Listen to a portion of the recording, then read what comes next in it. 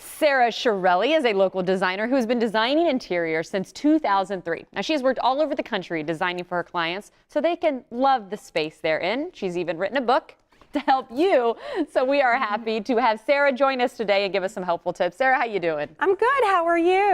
Okay, I think this is a fabulous topic. I'm so excited you are here. I just moved into a new house, so this is definitely, I'm trying to remember some of the things, some of the do's and don'ts that you're going to share.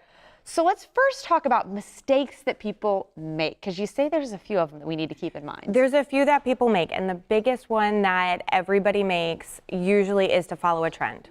So when you follow a trend, I mean, we can have fun with those trends and we can incorporate them, but if they're not truly you, then they're not going to work with you. You're going to get in that home, you're going to be like, oh, it's beautiful, but it's not giving you a big hug when you walk through the door. You've got to have that big hug when you walk through the door to your home. That's what makes it right. So I got to ask, what are some examples of these trends that people follow that maybe they're not the best move for them or they're not that into it? Okay, so I always say if you can think of a color combination and put a time period to it, it was a trend.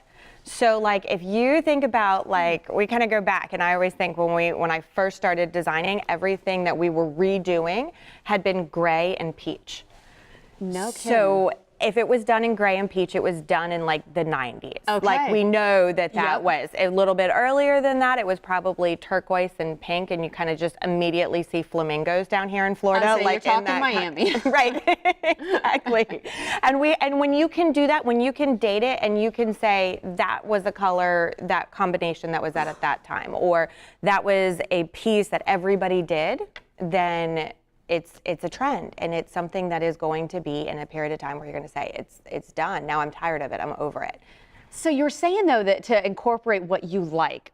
Myself, I can look at a picture or look at a room and say, oh, I like that, but then I don't know how to turn it into something in my house. So how can you kind of help define what people's style is when it comes to interior design? Okay, so that is really getting to know you as your designer to know what's going to be best for you. Okay. So that's number one. Number two, if you do pick up the book, I do have a style quiz in there. So, and it's not just like, do you like this color? Do you like that color? It's also about your personality, because we need to know what your personality is so that we can create a space that gives you that warm hug when you're there. So it's about getting to know, are you the type that's going to come home and have a beer, like we were just showing in the earlier segment? Or are you the one that's going to come home and you're going to open a Pinot Grigio? Are you going to open a cab? Are you going to open a bottle of champagne? So you're saying that those things can dictate what my house and how it will give me a hug when I walk through the door? Absolutely, because all of those things we need to know about you so that we can design it completely around you. Okay, so I got to ask for an example right now. Say I'm a wine person. If someone is a cab person,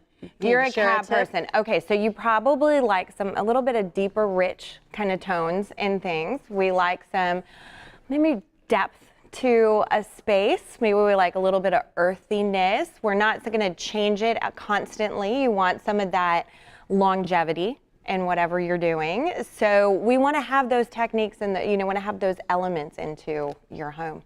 And just out of curiosity, if people are looking for tips and are looking for suggestions, what are we seeing out there right now that is one tip you would share with our viewers? So the one thing that I'm loving that I am seeing is that we are taking design. We've taken the designer out of design a lot of times. We have a lot of, HGTV and DIY and all of that kind of a thing going on.